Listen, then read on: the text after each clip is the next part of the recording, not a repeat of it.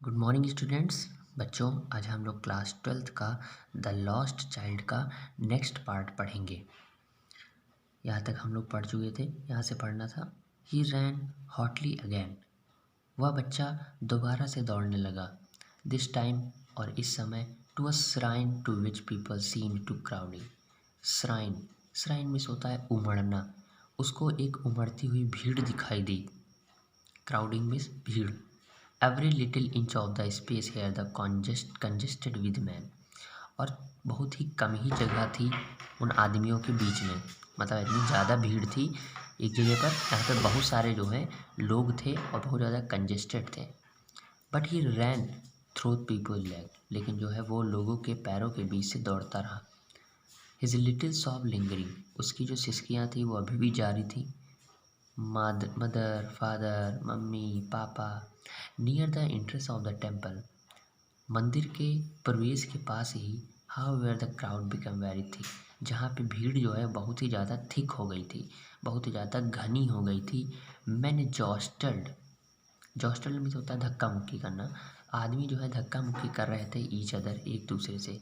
Heavy man, जो बहुत ज़्यादा मोटे ताजे आदमी थे, विद फ्लैशिंग मर्डर्ड आइज, बहुत ही मोटे फ्लैशिंग टाइप के थे, मर्डर्ड आइज थी उनकी, मतलब बहुत ही ज़्यादा खतरनाक आंखें थी।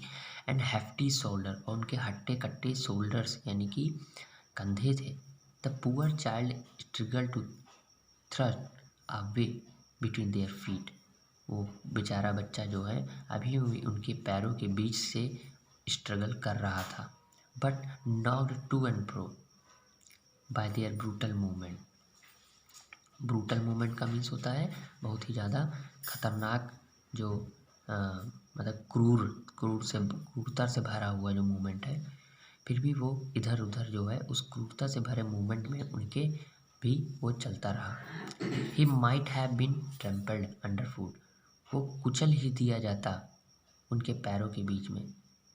Had he not स्ट्राइक्ड at the highest pitch of his voice mother father, अगर वो एक ज़ोर की आवाज़ ना निकालता, ज़ोर से चिल्लाता ना, मम्मी पापा, अगर वो ज़ोर से चिल्लाता ना, तो वो उनके पैरों के बीच में कुचल ही दिया जाता, क्योंकि छोटा बच्चा था।